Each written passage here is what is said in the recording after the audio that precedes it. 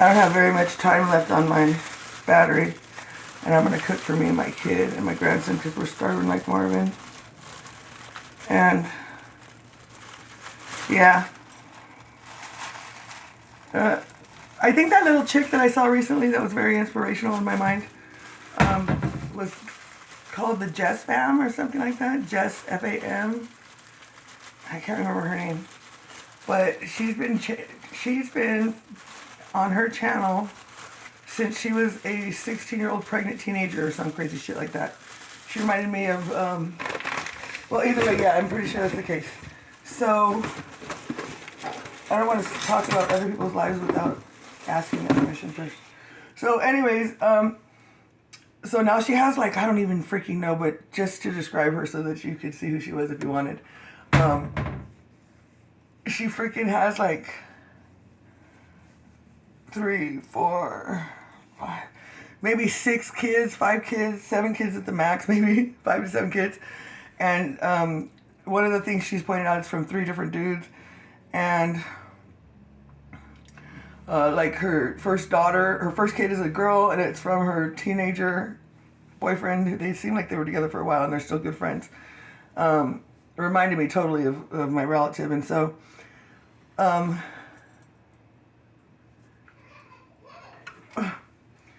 so anyways, the case is that,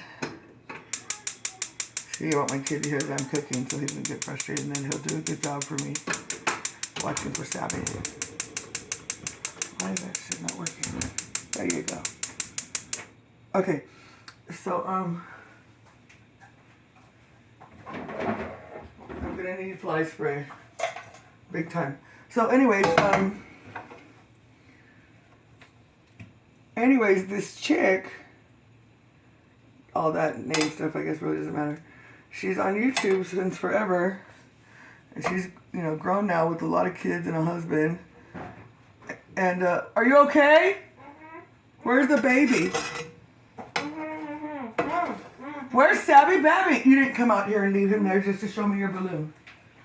Come on now, get your ass there. You saw how fast he eats frogs. That's a good balloon rider. I mean, a good, what's it called? Bubblegum bubble. Anyways, the case about my memory is really not just that I'm a medical cannabis patient, because I've been a medical cannabis patient since before I could breathe. And that's an exaggeration. But anyways, I've been a medical cannabis patient before medical cannabis patients existed. How about that? So anyways, that's probably not true either, because they gave cancer patients fucking medical cannabis. So I'm just talking. Anyways, it's not really too much the weed. It's that a few years ago, like about 2.5 years ago now, because I came back from New Mexico after the end of whatever I was about to say. I came back from New Mexico in June, perhaps in June of 2022. Okay? So, here we are. And in June of 2022, I came back from going to New Mexico because somewhere in like March or April or something, I went to New Mexico because the doctors had told me I had 6 months to live. And I had gotten COVID, and I won't take the COVID vaccines or any of that crazy shit, or plasma or any of that crap. So I'm sure that has something to do with it, probably. I'm not really sure. Maybe it doesn't. Maybe I would be worse if I had taken that shit. That's what kind of probably, I don't know. I haven't really thought about it. All I've thought about is that since I got the COVID, they told me that that's part of what promoted me getting congestive heart failure. And so I developed somehow congestive heart failure. I mean, I think I know why and how. I'm just trying to get done with the topic. So with congestive heart failure, I got congestive heart failure, and they said I was going to die within 6 months. And so I ended up, well, that's not the rest of the story. I need to go into that detail. So the case is that because I think that what happened was Because since I got sick like that, I moved to New Mexico. I guess I have to tell you. I moved to New Mexico because I was supposed to die. And my girlfriend from like junior high school, who I love but we don't talk anymore, she was supposed to adopt my boys. And I was gonna die out there, I guess, was the plan. And I had a miraculous turnaround in the hospital. Thank you, friend, for helping me. And I had a miraculous turnaround in the hospital, and I didn't die. And the doctor said that my heart, well, it was actually at one point. Oh shit! I forgot my butter. Fuck me running. So at some point, my heart, when they told me I had 6 months, that's when they told me that my heart was just over 12% ejection fraction ratio. And that now that I was at the hospital in New Mexico, they told me that my heart had made, it had started to reverse the signs. Either way, it was back over to over 36% ejection fraction ratio, which is manageable to a degree. And so the case be, well, it's manageable. Anything's manageable with God, first of all. So, over 36%, and then I had experienced a medical miracle or a spiritual miracle, however you wanted to look at it, he said, was that. So the case be that I've decided, and it only makes sense to me, that, and I'm sure to other people too, but I don't really know. Because it turns out people have a hard time telling me shit since I guess I don't listen and I come across so strong and I'm just so outspoken that it intimidates people not to tell me what they feel, I guess. So weird. I'm like one of the least judgmental people I know, or that probably is out there. I don't know how to explain it, but I don't see why people wouldn't tell me. It feels like they could just tell me their opinions. So anyways, even if somebody is outspoken and loud, but outspoken about their opinions and they're convicted and heartfelt opinions and in their mind and in their world or their matrix, that's the truth. Well, that's what I say all the time. That's my mind, my world, my matrix. This is the truth for me. This is what's right in my world. And I guess people take that confidence and become insecure. Well, we're all insecure.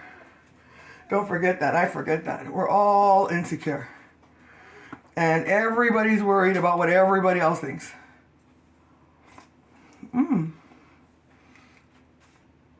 I was going to use the kids and I tried to make whipped cream out of thick, heavy whipping cream or whatever it's called. And it just seemed like it wasn't baking. I mean, it wasn't getting thick. And we gave up because it was a long time, like over 15 minutes. And that's too long. And so I went to get a little bit right now because I told them to save it, not to throw it away. And we would use it in baking. So I went to get it out of the whipped cream jar. Bowl. Because there was no whipped cream left. And it's not sweet. And I'm making French toast, so it really wouldn't matter if it was sweet. It might be better. But the case is, I just wanted a thick cream to add into my eggs a little bit of thickness. And fudge, that stuff was kind of whipped. And it looks good, man. So I kind of want to do not a sweet French toast, just a regular French toast. Because normally I'll add a cinnamon in there. I'm all over the place today, huh? Anyways, I'm sorry. So, like, I wanted to make it like a One-Eyed Gypsy style.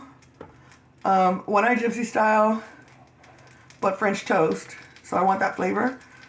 Ah, fuck, I forgot we don't have syrup, dude. Fuck me running, man. Anyways, because I like One-Eyed Gypsies. I just don't want to make them right now. They're a little bit more work. I like a One-Eyed Gypsy, but I like to... Fuck! I like a One-Eyed Gypsy. Here, Alita, have it, bitch. You were staring at my food too much, that's why I dropped it. It's not true, but she can think it. You better stop staring at me. I'll buy that bitch expensive dog food, you better wait. If I can't even get the energy up to feed myself for the last 2 hours, I'm not gonna feed the dog first, but I guess I am. So anyways, what was I saying? Oh, I was in the mood and craving a one-eyed gypsy. And I didn't want to take the time it takes to properly make a one-eyed gypsy, because it takes a few minutes if you want to do it right. And so, and then the thing about the one-eyed gypsy is, because it's a fried egg, I like it to be over medium, just like a regular fried egg would be for me. And so over medium, I got to cook it just right, and it has to have one side of the... But anyways, I'm not going to go into it. Either way, I like salt and pepper on it. And then I put syrup on it. Oh my God, that's so good. Everybody would know about that now, because of all that salted caramel sweet shit. But that's what I like. So I didn't want to take all the time to make the one-eyed gypsy the way it's got to be, or it's just not enjoyable. Blah, blah, blah. I can't think straight. And so now I just realized I don't have syrup, because I was shortcutting it. And I'm going to add salt and pepper on these. Ryder, you better be being a little clown for your nephew. Ryder, be a clown. Be a clown. Be a clown for him so he will be happy. I've told my kids that once you have a baby, you got to learn to be a puppet, a clown. At any given time out on cue. Keep that baby from crying. Anyways. Or you're just not a good parent. And so anyways, I remembered what I was saying while I was talking right now, but in my desire to complete my shit, I forgot what I was going to remember to say. So, oh, here we go. Here's this. Okay, so, anyways, part of what I was saying, I remembered when I was explaining one-eyed gypsy shit now, and I forgot. So, I don't know. My phone's going to die soon, though. Okay, but at one point I was talking about that chick, Jess Pham. She encouraged me. I felt influenced by her and encouraged. I've been encouraged by several different ways. I can't. You're so crazy, Ryder. Go put him down on the floor and let him crawl. Go on, show the video what you did. Look at. Come here. Come back. Okay, make sure there's nothing he can get hurt with. Anyway, look at this is the kind of shit. I'm over here trying to make us breakfast and shit. I made a buffalo this big, and it's frozen. Go close. Look at what he's done. Supposed to be helping me effectively with the baby. I can't. Well, you are helping me effectively. Go sit with him. Thank you, but you do all that little immature stuff, and then you wanted me to let you go trick or treating on your own. I did. No, no, no. You can't even prevent yourself from acting out like what you're doing right now, silly goose. Right now, I need a serious boy to help me with the baby, or I can't finish cooking. Then we're all going to just starve. Starve, I tell you. You must want us to starve. I'm teasing him. Anyways, done forgot it all now. Oh, part of what I was saying is why I think that my memory is so shot. Is because I think that COVID Eating more bubble gum. And getting sick with COVID, and then getting so sick from anything to the point where they say you're going to die. Well, I'd like to suggest that might have fried my brain a little bit. A little bit more than it already was. That's what I think. What do you think? Do you think that's reasonable? Oh, baby. Do you want to eat? What? Do you want to eat? No. But you do. I don't. And then he just goes straight in the bathroom, doesn't wait for me or nothing.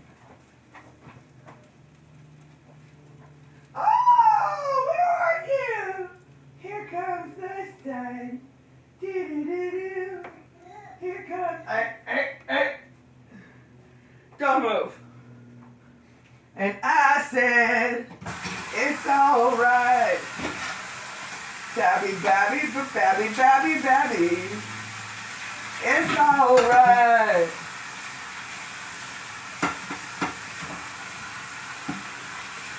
Oh, the Jess Pham girl. The Jess Pham girl has been recording like live. I don't know. I haven't researched her channel enough, but She's been recording herself for like, I don't know how many bazillions of years, man. I chewed even more bubble gum. And she's pretty open about whatever she's going through. As far as I can see, I don't know. So I thought, well, I'd like to be a way more hardcore idea of her and what I see, but go get your nephew. But, Mijo, I gotta cook. Either I'm gonna cook or watch Sabby. I can't do both. Ah, there goes my phone. Are you picking him up or what? Should I stop this? I dragged it back to the spot close to me. You drug him? Yeah. Not nice. Fine. It's not nice. Go gather some toys and put him in the crib for him. Wait, he's supposed to be in the crib? No, you're gonna get the toys and put him in the crib, and then after we put the toys in the crib, we're gonna put him in the crib till I'm done cooking. Cause you're a big helper, and I understand you might need a break. I understand, son. I understand. Man, this stuff's already cooked and I'm just adding some butter on it with my fat ass. Look at those big ass tits. I shouldn't be all big like that anymore. I was thin. I got thin. And I looked good. And then I ate a Cheeto. I was thin. And I looked good. And I was thin. And I looked good. When I was thin, I looked real good. Being thin is mostly what And then I ate a Cheeto. What? You remember the first time I cheated on my plant-based whole grain diet was when we were camping with with cousin Steven. Oh, yeah. And Gage and all the kids. And look at you with all that freaking bubble gum on your face. I can't even think straight. Anyways, I ate the Cheeto. Remember my first time I cheated and I felt like I was going to pass out from one freaking Cheeto. One Cheeto this size. A crunchy Cheeto. This size of my pinky. And I'm 5'9" 3/4" and 282 pounds apparently, as of yesterday. And this size of my pinky, one crunchy Cheeto made me dizzy. Dizzy and feeling faint. That's how bad it is. But then most of us, or probably not most of us, I don't know how many people are aware of the shit I'm aware of. You could stand there and make faces or whatever and be entertaining. But I would think most people understand that Coca-Cola is basically a household cleaner. Do you guys accept this as a truth? Do a lot of you know this if you're even watching this video? And if we know this, why do people still drink Coke? If people know that a mouse would dissolve in a can of Mountain Dew within 3 fucking days, well, why do people who know this still drink Mountain Dew? The fuck is that about? It's just gotta be stupidity. It's gotta be, you're so cute. Stupidity, the indoctrination, part of whatever brain control type of whatever people would say was conspiracy bullshit, but isn't. Is it that? Is it the brainwashing of generation after generation that just lets people like go, yeah, I know that's true, but I don't give a fuck. I like it too much. Is that what is causing people to be like, I don't give a fuck? That no? Because that just blows my motherfucking mind. Watch out, baby. Oh, it's hot. It blows my mind. And the case is, I love fucking motherfucking bacon, dude. That ain't no joke. I love bacon, and I have often thought of how I would create my own sausage. Yes, ma'am. Yes, sir. But when I freaking found out that one slice of bacon, statistically speaking, takes 16 minutes off your fucking life, well, you can guarantee I ain't ate no piece of bacon since I heard that. Like, I don't know, a year ago or so. Look at you with that bubble gum. You best believe that when I found that out, And don't worry, I Google search everything. I started listening to affirmations because I heard over and over in therapy sessions or therapy type shit I listen to or read about or watch. I heard from people that it worked to correct problems or do other things to enhance your life. Well,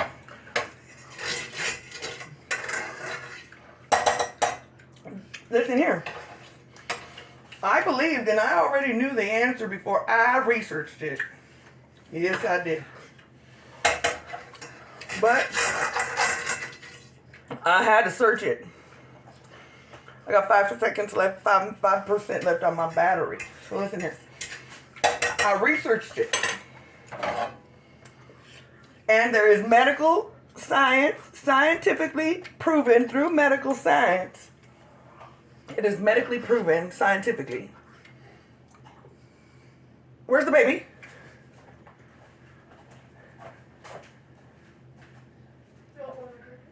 Okay, probably because he was not, get him up. That's the point. Oh, fuck. Pick him up! No, you are not more disabled and incapable than me. You are not more disabled or incapable than myself. There's no reason to hit me. Yes, there is. You weren't moving. What if he was choking? You are not harder to move than me. You do not have, hey, you do not have more restrictions at bending over than my body has. There's no fucking way. You understand that? Yes. Did you put toys in that bed? I don't know where they are. Go put him in the bed on his belly and do not leave him on his butt to not poo. No, I stepped in it. No, you stepped on my foot! No, I stepped in it too. Oh, I don't give a fuck. Get the baby. Put him on his belly. In the bed. And then go in the room and get him some toys. I think they're in the laundry basket. But we can't be real with that part of the video.